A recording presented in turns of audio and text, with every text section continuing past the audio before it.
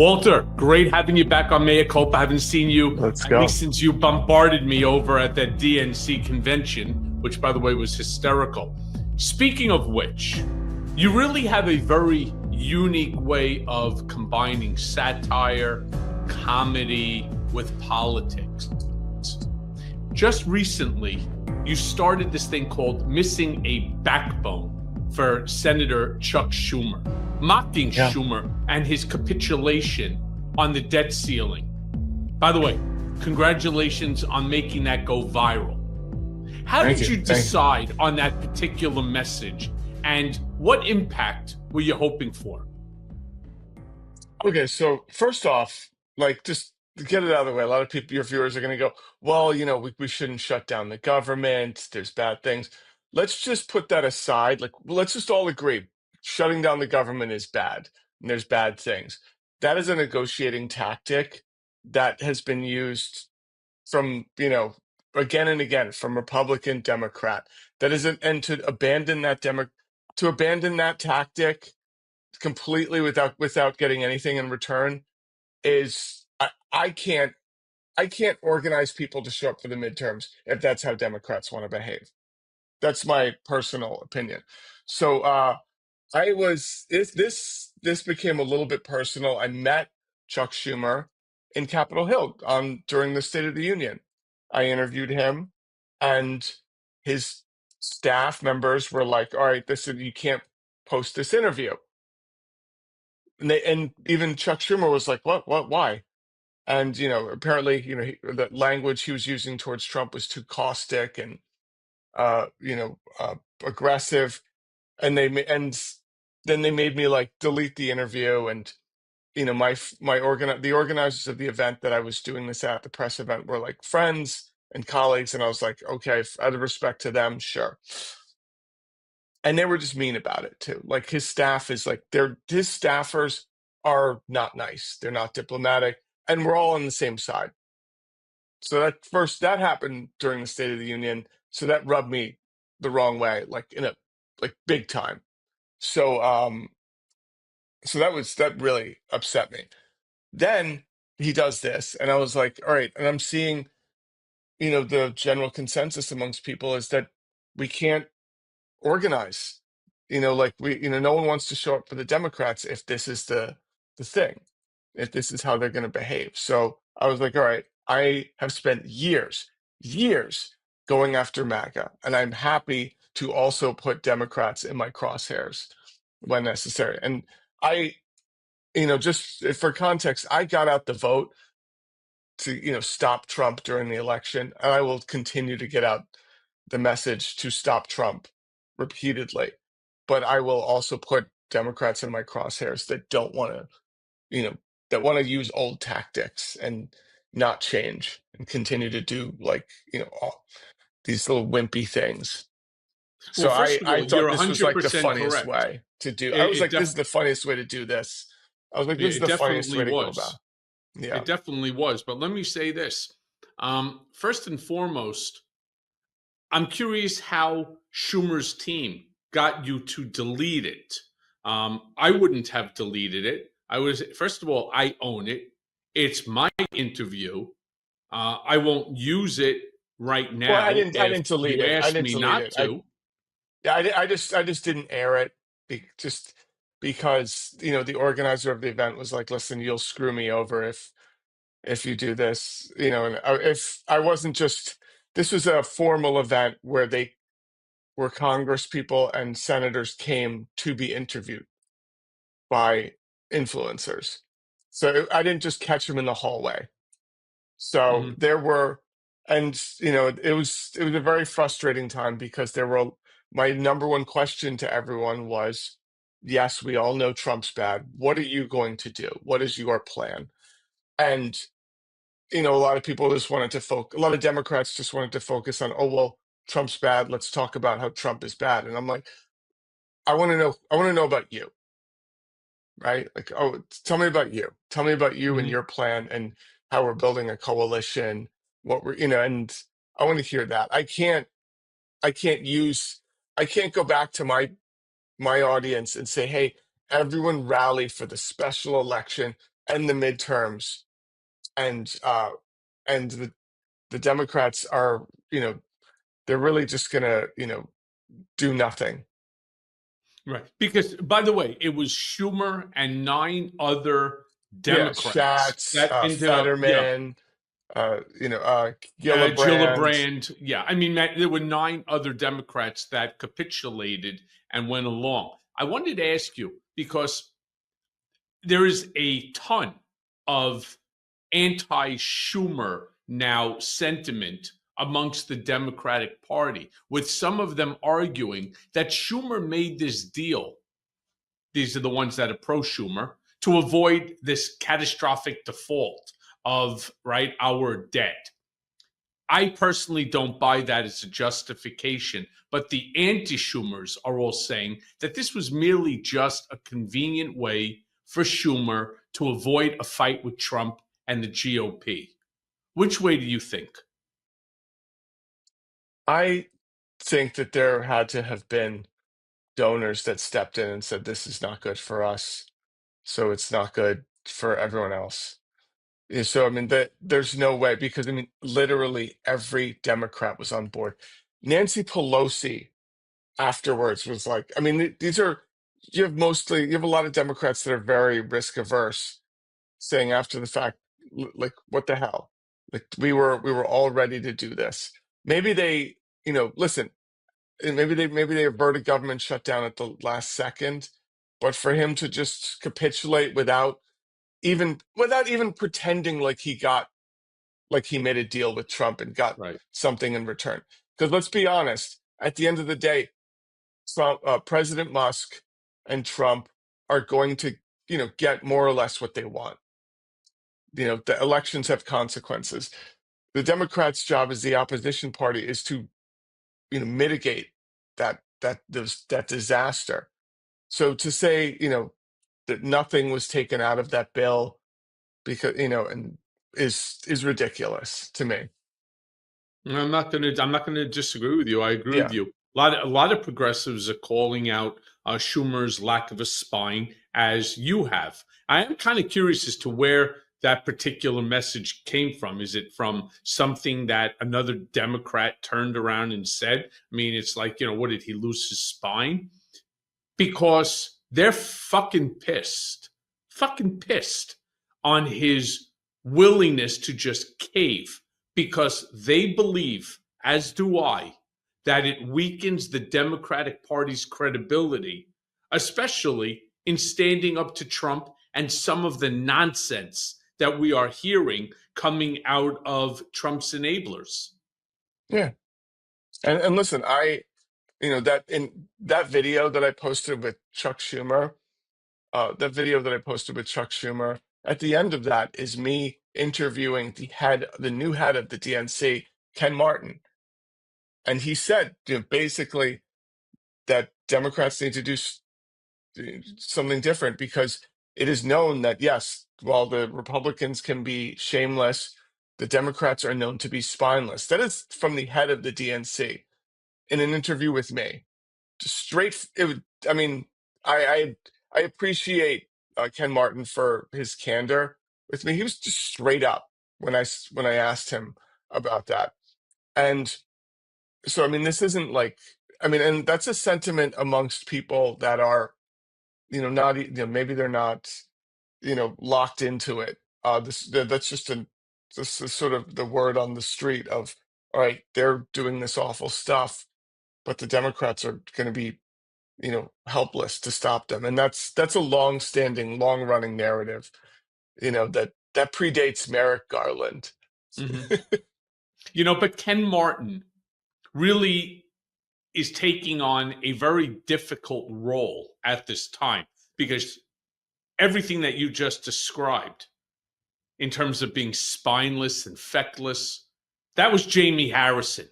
Let's play by the old Democratic playbook from the 1940s, thinking that it's going to, at this point in time, generate a positive result against Yeah, someone like Trump, who has rewritten the entire playbook that benefits the Republican Party, benefits him. You know, there is a obligation that I think that the DNC really needs to do other than hit you up for money.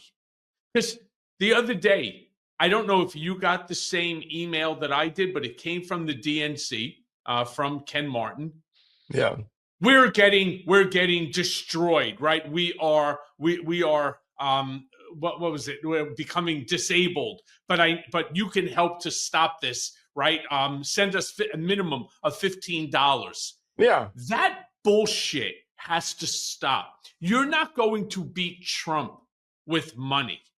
Let me be very clear. He's got five guys in his pocket right now, starting with Elon Musk, going to Zuckerberg, going to Bezos, and others who can match whatever every single Democrat in the United States gives to the Democratic Party. They could match it without blinking. They can match it, they could double it without blinking. This is not going to be a game that's going to be won based upon how much fucking money that you raise. Oh, yeah, we raised $1 billion. Nobody gives a shit anymore. This is going to be taking the money that you raise, getting out there as you do all the time, Walt. All right. Maybe they should do it a little bit different than your satirical comedy, right? Get out there and start grassroots organizing. Bring people back into the party. Show them that we have a spine, that the Democrats want to fight, that we're willing to fight. Because if not, they would rather take somebody who's willing to fight than somebody that just wants to sit back, even though the one that's fighting is also the one that's breaking the law. Yeah, and so I mean, there's two sides of the Democratic Party. This is why I feel like there needs to be a Tea Party moment. So the old guard is is saying, hey, we need to move further to the right. We need to, throw trans people under the bus, throw all, abandon all this other stuff and sort of, be more in the middle. The middle is somewhere you just happen to fall. It's not an objective. Being a centrist is, shouldn't be your objective. You wind up as a centrist, basically. You look at it and go, oh, am I a centrist? Oh, I fall in the middle. Look at me. That's not your end goal. So that there's that section of it. It's very establishment. They're grooming Gavin Newsom, to run in a few years. And there's like the rest of the party where they understand a lot of these issues about healthcare, housing, and the Middle East, and they like there's an awareness that what we're doing is not working. And I feel like that section's sort of getting drowned out. Like no one's listening to that because the people at the top have their slick advisors that helped Hillary lose and helped, other constituents lose their midterm elections. And, Help Kamala now, Harris lose the yeah, same the they have same like bunch of this record assholes. of losing, and they're taking, listen, I have access to data. While we were on the campaign trail, I had access, I had the same data that they did. Okay. I had data that, mirrored the election results and that said Trump was going to win and this is how he's going to win and these are the demographics. Their reaction to that data was to run around with Liz Cheney and Mark Cuban. My reaction to that data was much different, right? Like um I've interviewed a ton of Democratic Congress people, like in Pennsylvania. Like there are interviews where I had to sort of beat it out of them about like what the Inflation Reduction Act has materially done to Rust Belt areas and how it reopened factories, right? And like Hmm. this was, they did not know. I mean, not that they didn't know, they knew this, but they weren't. They were thinking, well, you know, our advisors say we should just hit these key points, and the data shows this. Whereas I'm like, dude, you have a factory in your district that is reopened because of the Inflation Reduction Act. Like, why does it take a 15-minute conversation for me to get this out of you? right? Like, you know, like Biden took on Ticketmaster, for Christ's sake. You know how marketable that is? right? It's so true. But look, at the same time, we got what we got. And as I say to people, there was too many that sat on the sideline. They didn't like Kamala. They didn't like the Democratic messaging. By the way, I didn't like the Democratic I messaging. don't like And it as either. many times as I tried to reach out, yeah, I'm a fan of Mark Cuban. I know Mark. He's a smart guy. He's a successful guy. He's actually a nice guy. Taylor Swift, number one, probably, or one of the top three ever in the history of music. By putting them out there, or Liz Cheney, who commands a very good message, here's the problem. She's only new to the message for what? 6 months, a year since Trump basically fucked up her entire reelection?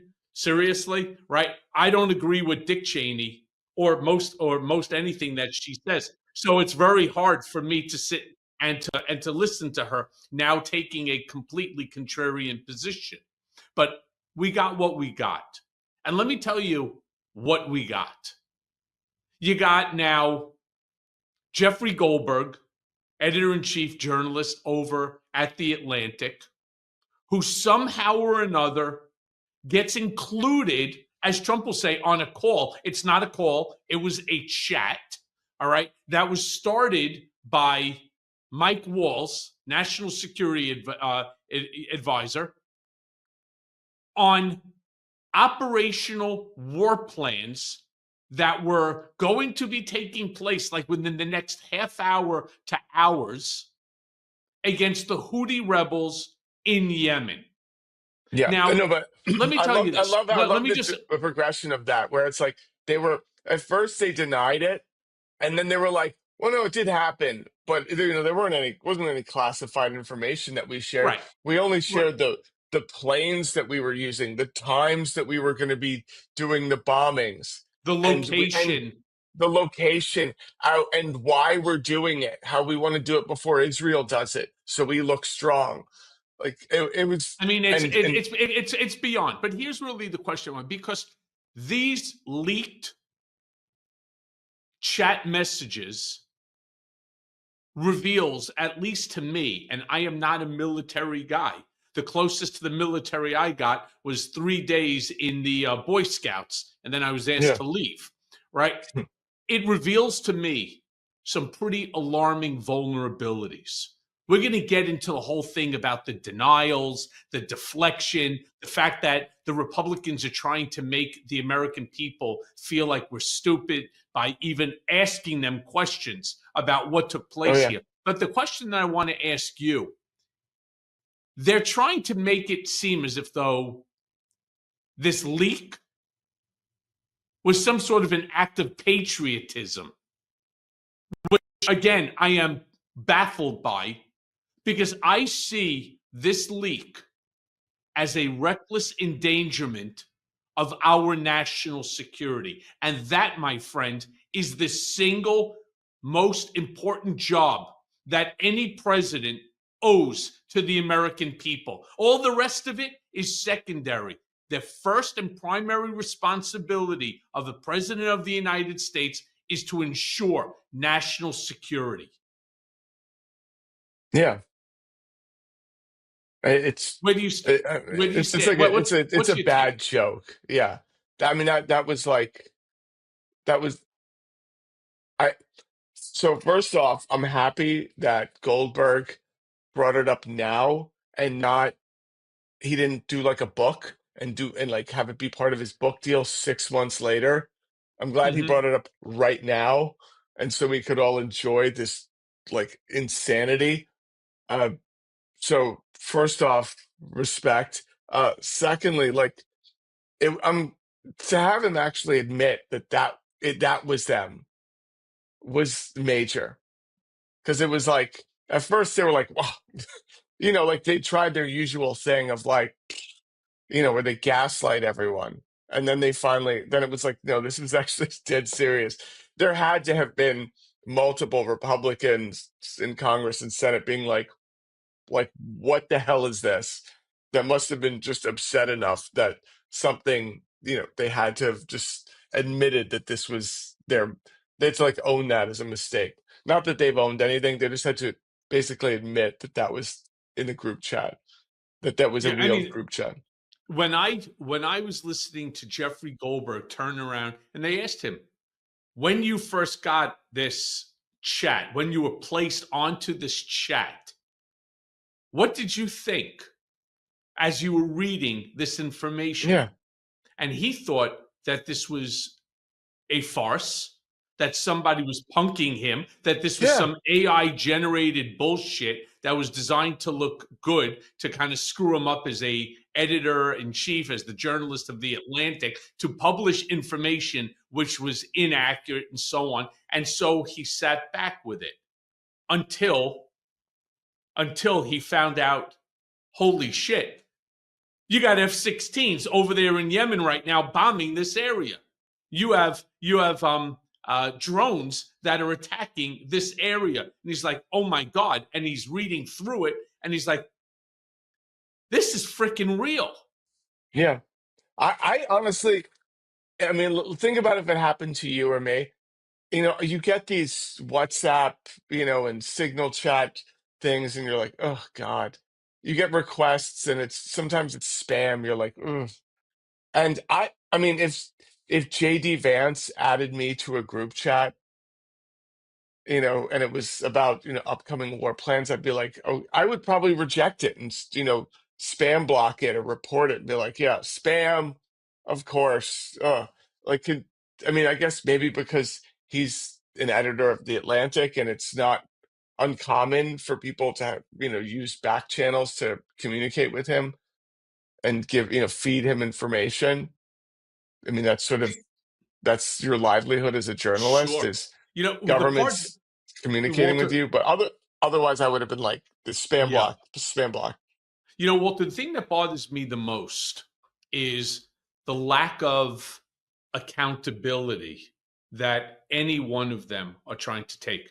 I'm going to start with, of course, the guy at the top, President Trump, where he turns around and he goes immediately after Jeff Goldberg, sleazebag, failing Atlantic. We've heard this all 1,000 times before. But the part Yeah, that I and this is found, the Atlantic. That is like one right? of the most respected news. I mean, everyone respects them. An incredible deal. But what bothered me the most about Trump's comments, not the fact that he didn't even realize that this was a chat, not a phone call, claiming Jeffrey Goldberg was so bored by the information he dropped off the line. That's not what it's about. He doesn't even understand what signal is. Nobody in that inner circle, his enablers, like what I would have done if I was there. So, we're 45 days into this new administration, and things are more stressful than ever. Family, the job, life. Life. I mean, maybe you're in search of something to help you take charge of your life with full mental clarity. So enhance your march and embrace CBD with VIA to experience the powerful benefits of hemp without the high. Look, if you haven't tried them, you're seriously missing out. Whether you need to unwind, to refocus, or just boost your mood, VIA is here to enhance your everyday and night. Trusted by over 500,000 happy customers, VIA is changing the game in natural wellness, blending powerful, high-quality hemp-derived ingredients to deliver real, effect-driven benefits. So whether you're looking to sleep better, have better libido, improve your focus, recover, or simply relax, VIA has a tailored solution just for you. With products ranging from 0 to high cannabinoid levels, VIA lets you fully customize your experience to fit your needs. So whether you're looking to support your daily wellness routine, enhance your focus and clarity, or just unwind with deep relaxation, VIA has you covered.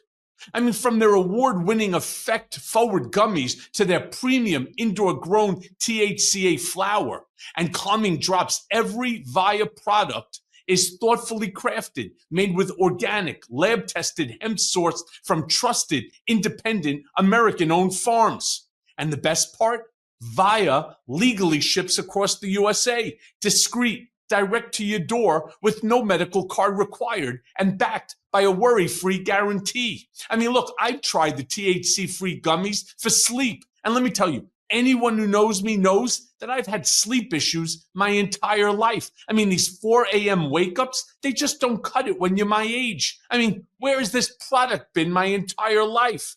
So let me share some real quick points about Via. All right, first, it's an industry leader with over 500,000 customers served to date. 2, it's made in the USA, farmed and crafted with care in the United States. 3, award-winning service, experience their top-notch customer support. 4, the quality of the ingredients, sourced from the finest hemp for your peace of mind, plus lab tested and certified. And 5th, affordable and accessible. These premium products will fit your budget. So not sure where to start? Take Via's product finder quiz to get personalized recommendations tailored to your needs. I mean, it will take you less than 60 seconds to complete. So if you're 21 plus, treat yourself to 15% off and get a free gift with your first order using our exclusive code Cohen at viahemp.com.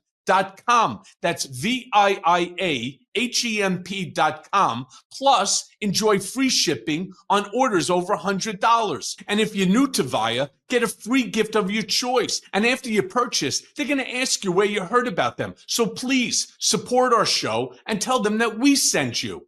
Enhance your everyday with Via.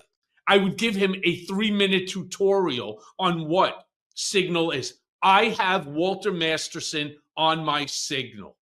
I have you on it. Why? Because I have your contact information. You have mine. I accepted you. You accepted me. Boom, boom, boom. Yeah. If I want to send a private chat to you, so be it. Mike Walls had Jeffrey Goldberg's information in his system. He had it in there. Maybe he was in the past leaking information to him. I don't know.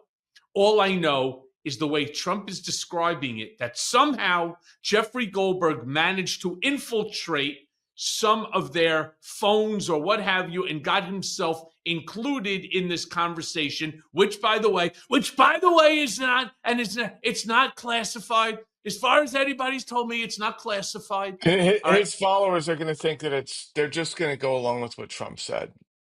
That's the They're question I gonna wanted go, to well, ask you. Jeffrey Goldberg, he infiltrated this Right. group chat on his own, obviously, and he's an enemy of the state. He should be in jail. And that's the question I wanted to ask you. That's exactly the point I wanted to make. There are, and I don't think it's the 77 million that voted for him. I still think it's that 30% of the Republican base that constitutes MAGA. No matter what gets done, no matter how egregious, how stupid, how reckless, they're still going to go They're going to along with co-sign the him. Yeah. lies. They are. The lies that Trump and Caroline Leavitt and Pete Hegseth and Tulsi Gabbard, whatever lies that they say, these people, they don't just absorb it, they regurgitate it over and over and over again. And I don't know how the Democrats end up resolving an issue like that. I just don't know what they need to do to combat this sort of brainwashed groups of Americans. Yeah, I think there's the one thing that I can say is from my experience in talking to everyone across America, there's one thing that's sort of bipartisan is people are yearning for someone that is outside of the two-party system. There are MAGAs out there that like Bernie, that like AOC. AOC holds people in her district that voted for Trump and her. And they said, both of you seem like you're outside the system. She's been an outspoken critic of the Democratic Party. And there are, a good many, people that are conservative that go, you know what, at the end of the day, respect, because, and the same way they, with Bernie, and a handful of other people, where it's this thing of, they want someone that's just not the norm anymore. And that is, there's a strong shift with that. And I think people will, I think if we can get someone, personally, I think if you progressives should just not even run as Democrats. Everyone should run as independents, and then maybe caucus with the Democrats, and then just to wipe that branding off of them Mhm. in certain areas. Because then it's like, it's like, what are you going to say? And I think that if the Democrats were to define themselves, like when you can define yourself, those anti-trans and bathroom ads don't work, right? Like the ones they run, in the swing states and the purple districts, where this candidate's going to let trans men in the women's bathroom, and there's these silly ads. They don't work against like someone that who they are. Right. And you mentioned grassroots. I think the Congress people that I spoke to that came from the Working Families Party, that work closely with Working Families Party, I think messaging wise, were the most with it people that I spoke to. And it was like fresh talking points. It was a real conversation. I feel like they could connect, and they weren't just spouting, regurgitating talking points and sounding like this sort of, lockstep party. Uh, One of the other big concerns, Walter, that I'm hearing from DC right now is obviously this leak of the sensitive information under Trump's watch speaks volumes for the lack of professionalism and the level of incompetence by the administration that Trump put forth. What they're turning around and saying to me is, we at least now know what this information is about. We have the documents, at least some of them, if not most of them, thanks to Jeffrey Goldberg, who I do believe is a patriot for not releasing any of that information. yeah, What this they're the more CIA concerned about, agent. Walter, Yeah. right? But what they're more concerned about is what other signal chats are taking place amongst this group of idiots, right? And knowing how Signal works. So, to my listeners that don't know how it works, it's kind of like a Snapchat where you could set the length of time that that chat stays live before it just disappears on both sides. That's the problem, because we may never know what other information that they were doing on chats that now countries like Russia will actually have. When Steve Witkoff, who was attached as Wasn't he part of in this chat, Russia? he was in the Kremlin when it happened. And I want people to know that I have been told this, and it has been confirmed by some FBI agents many years ago, that the second you, as a foreigner, end up in Moscow, your phones are somehow cloned. That they actually have the ability to get into, because you are now on their wireless service, right? The international wireless service, they have the ability to download your information, which means that anything that was on that phone, Russian intelligence has access to. That's the danger. Yeah. I mean, they, they could do that. Yeah. I mean, you could also do that in China and US and everything, and clone phones, look at things. But yeah, I mean, especially if you are a head of state, if you're part of the Trump administration, and yeah, and you're in the Kremlin, there, I mean, it's not even, you should just assume. I mean, this is like a recycled Hillary conversation. I mean, she had her private email server. She, used her phone that wasn't set up correctly when she was, in China. And I mean, there's times when they could have easily, or when they probably did, just rip all of the data that she had in her phone and look at it. Just because, I mean, she's, letting your grandmother set up her iPhone on her own. That's the That's how I looked at it. I mean, this is from the lock her up crowd. The Hillary was using a private email server, and we never heard the end of it. The but her emails gang, and right? now this is like, and now this is like an egregious. I mean, let's just imagine if Hillary Clinton added someone to a group chat about bombing places and everything. I mean, they'd be like, they'd be burning down, per house at this point. It's true. But meanwhile, not Trump. He actually Yeah. is using this leak to attack the media and journalists, right?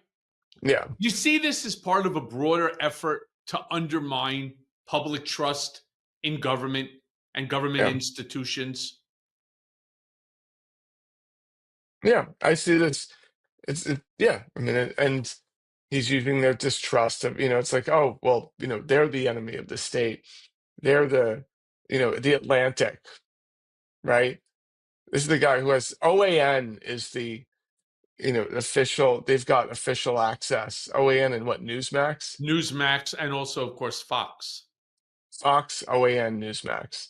And then the Atlantics, I mean, they say stuff that I'm not crazy about sometimes. I mean, they sort of their politics kind of runs the gamut of, very like liberal to conservative libertarian, and it, has that sort of that range. I'm not, there are times I've read stuff there that I'm not particularly crazy about what they have to say, Right, but you and me I both. respect them as an institution. They're like a very long running institution, committed to being, somewhat apolitical and not having like this bias. To accuse them of being like, the Daily Sun or something like that is just hilarious. You know You know, what's hilarious, Walter? I remember when you were trolling George Santos, and you know, he is his upcoming trial is, I think, merely like a week or two away, oh wow. which to me, I mean, a lot of people have completely forgotten about Santos, but I mean, it is truly the culmination of one of the most absurd political scandals in my recent memory. I wanted to ask you, what do you think it says about the GOP's moral compass that he was allowed to even remain in Congress for as long as he did?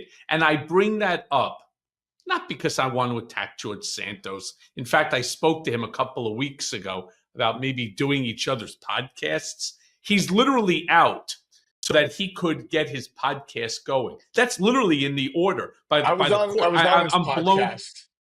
What's that? I went on his podcast. It's unwatchable. It's so First of all, his podcast is unwatchable. Whoever invested in his podcast, I mean, if you're a conservative and you have a podcast, there's dollars waiting for you because he has it's a dedicated studio in the financial district, dedicated financial studio, salaried position. He has a salaried co-host, full production staff, and he does not get any numbers. He gets nothing. He was like, "Oh, well, I'm bigger on Spotify," and I'm a creator. I can look. I can just look and be like, "No, you're not big on Spotify at all," even without like looking at like, internal data or something. Like I just did like a cursory glance and I was like, no, you do not get numbers on Spotify. You don't get them on YouTube. You get them literally nowhere. But yeah, And but Walter, the reason I'm asking you this question is because, again, the GOP, they fought. Many of the GOP members fought. Listen, the process will have to work its way out. There's a court system, there's a process for this thing. We're talking again about the leak of classified information of war operational plans. But I don't hear a single GOP member turn around and saying, okay, you know what? We allowed Santos. That was a mistake, right? It was an absurd political scandal. It was the weirdest case about a guy who was stealing money and what have you. This is one that puts you, your family, this country's national security at risk. At some point in time, someone's ass has to get fired. I believe it will be Mike Waltz. That's who I believe. Though many are calling, at least on the Democratic side, for it to be Pete Hegseth. I mean, Pete Hegseth in those texts identify aircrafts, locations, drones, times, and so on. That is an ongoing war, right? That's an ongoing military operation against the Houthis. And you got to say to yourself, we all acknowledged at the very inception that this guy is absolutely wrong for the position, but he is now proving it. I mean, Compare this is a this guy with who Santos.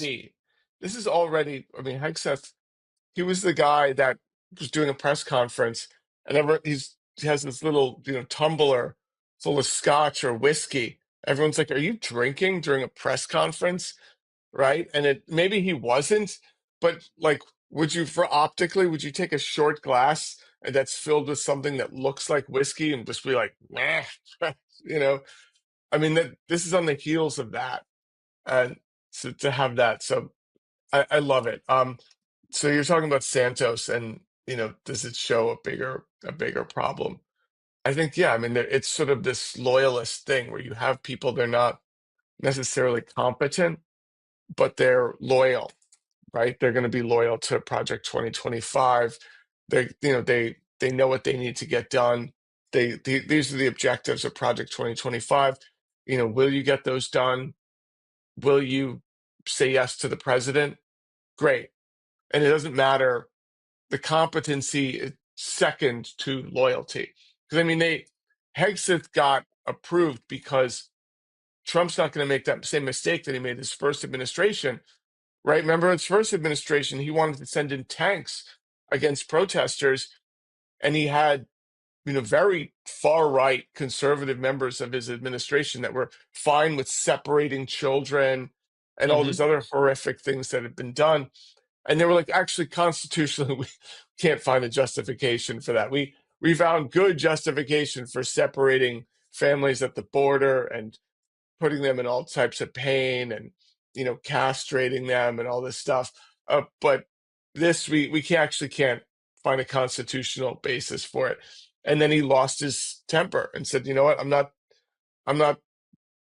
picking people like this again. I'm only picking people that agree with me."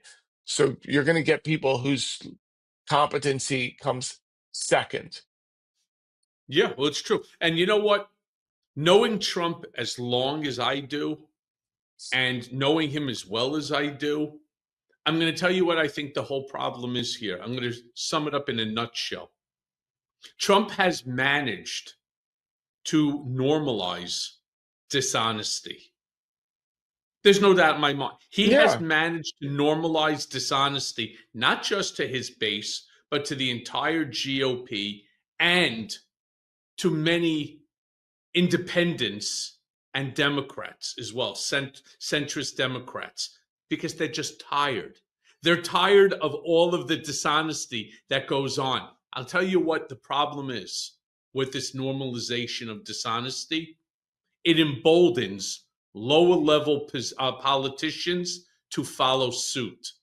You sit there, you listen to Republican members of Congress.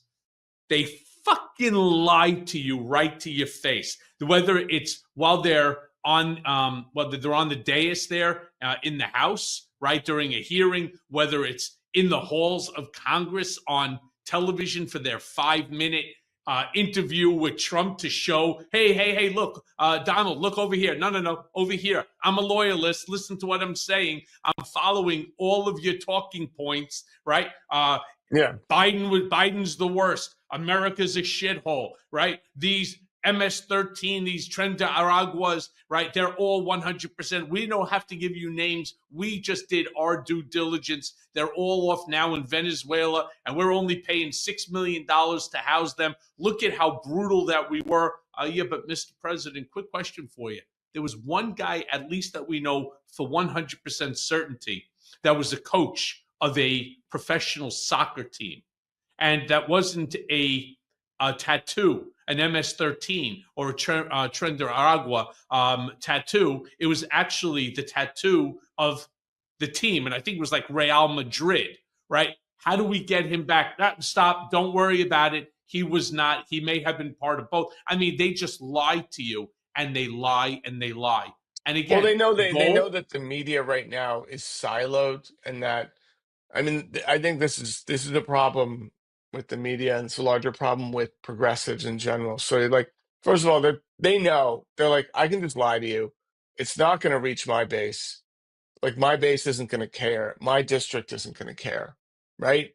You're a Republican congressperson. You're like, you know what? This, you can say whatever you want, and conservative media is not going to come at you for it because you're towing the line. So, and then here's on the other side, you have progressives thinking, well, this is the end for them. It's like, no, they're silent. Their people are never going to hear about it. They're not going to care about it or anything. And, we walk around thinking that things are going to get so bad that people are just going to realize, oh, things are bad and it's because of Trump. We should do something. And I don't think that's the case. I think, the information is so siloed. They own the airwaves. They have, Yep. right. I mean, This episode of Mea Culpa is brought to you by Graza, my new favorite olive oil. It's fresh, it's never blended, and it comes from a single type of olive, the Picual, straight out of Jaén, Spain, where over half of the world's olive oil is produced. So why Graza? Single origin goodness, that's why.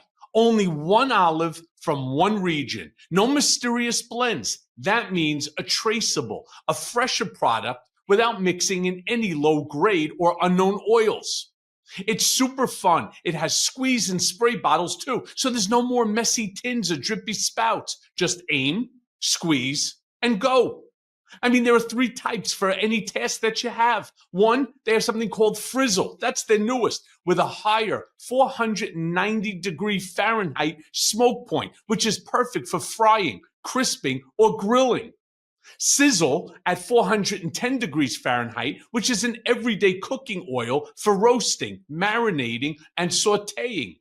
Then they have something called drizzle, which is a bold, a punchy finishing oil that you sprinkle on your salads, you dip your bread in, or even you top it off on your ice cream. Look, let me be clear. My daughter is the actual chef in the house, and she uses olive oil on everything from pastas to preparing steak. I mean, not only does this cook well, it smells delicious. Plus, as a healthy eater, Graza's extra virgin oils, they are loaded with those heart and brain friendly polyphenols. So it's good for you.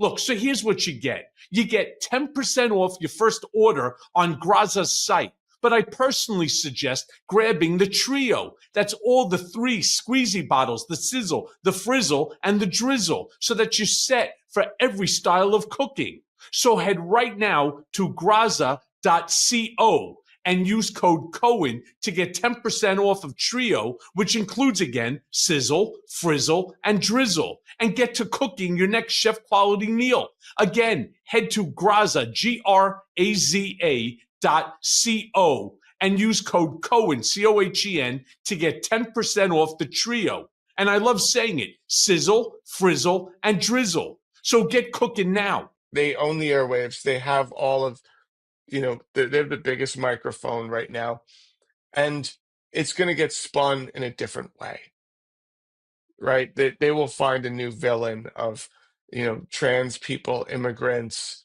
the deep state, so on and so forth. And it's not, it's the progressives walk around, establishment, Democrats, liberals, we all walk around thinking that, the truth's eventually just going to win out. Right. And it's not. Yeah. It's not. And then, But I'll tell you, but you brought something up that I think we do have to touch on. And we have coming up 3 special elections for seats right yeah, now. Wisconsin, Supreme Court. Well, So the first one's well, Wisconsin. no. I'm talking about like the April 1. There's special election that's coming in Florida for 2 congressional Oh, yeah. seats. One that I believe was held originally by Gates, and the other one by Mike Waltz. Then there's also, I think, another one in, I'm going to make it up, maybe Nevada, that's coming up in September. There's a very slim majority held by the GOP. If these 3 seats, I think if the 2 seats end up going to Democrats, you have a complete flip of the House in terms of power. Well, they need So 3. Don't they need 3? yes, but I think that there's one Republican that is consistently voted with Democrats. I'm not sure, but it's definitely 3. All right. Hmm. My question I wanted to ask you: you think Democrats have a chance of breaking through this influence, this massive microphone that you were just talking about? I'm sort of fingers crossed on that one. I mean, they're trying to raise money. You have the SCOTUS race in Wisconsin, and like you said, remember, it's like, we're trying to raise money, but Elon Musk gave $19 million to that Supreme Court race in Wisconsin. Just injected 19 million, which is that is an insane amount of money for a Supreme Court race in Wisconsin. It's not even federal. This is a state Supreme Court race. And so, I mean, there needs to be some sort of people power, and the way that they need to change the way that they are organizing to get things done. Because the way that they've been doing it is not going to work. To just say like, hey, we're middle of the road is not going to work. And we're not going to say anything too crazy. Uh, we're not going to, we're going to say stuff that's like focus tested and stuff. I'm hoping that the 3 candidates are not doing like, going the establishment route and trying something new, because it just doesn't, you know, yeah, it's frightening. So, how do activists like yourself counter these efforts and ensure fair participation in the special election? I've just been telling people to get out to vote for it. I've been explaining, what's at stake with regards to some of these elections. At the same time, I can get out the vote. I can do it, but I need, like the Democrats need to meet all of us halfway and show, hey, we're fighting, right? We're doing so. I mean, listen, if it was if it was the reverse situation, let's say Donald Trump was Chuck Schumer. I mean, Donald Trump would be, doing anything he did would just be, viva la revolution. And, it would be, the piece de resistance. He would, Mhm. anything he did, he'd be marketing it as like, check out what I did today. And I feel like, Democrats have consistently had like a terrible outside game. And and they need to show that there needs to be like, hey, we're fighting, we're actually doing something, Well, and yeah, but Walter, there's a bigger problem here, right? Trump has somehow managed to create this massive disinformation machine yeah, and yeah. to appeal to We talked about that Americans' the first time I prurient. was on your show. That was Yep. my biggest problem.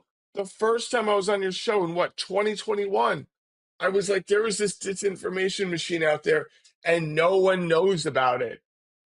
And No, Walter. No, yeah, stop for one it's second. No, stop. Everybody knows about it. They now just they don't give a do. shit. Right. I mean, The- I want to just give you an example.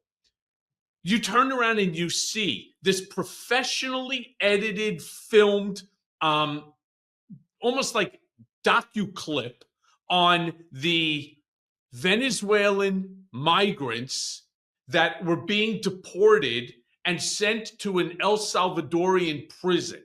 A fucking brutal experience. It's a brutal prison. And they show it was so crazy. You have these men that are stripped, and there was some women in there too, by the way, that was stripped down into these white boxer shorts and a white t-shirt. They are basically have their head shoved in between their legs as they're handcuffed and shackled, basically with their nose almost touching the floor. If that was me, my back would break. I have a bad lower back.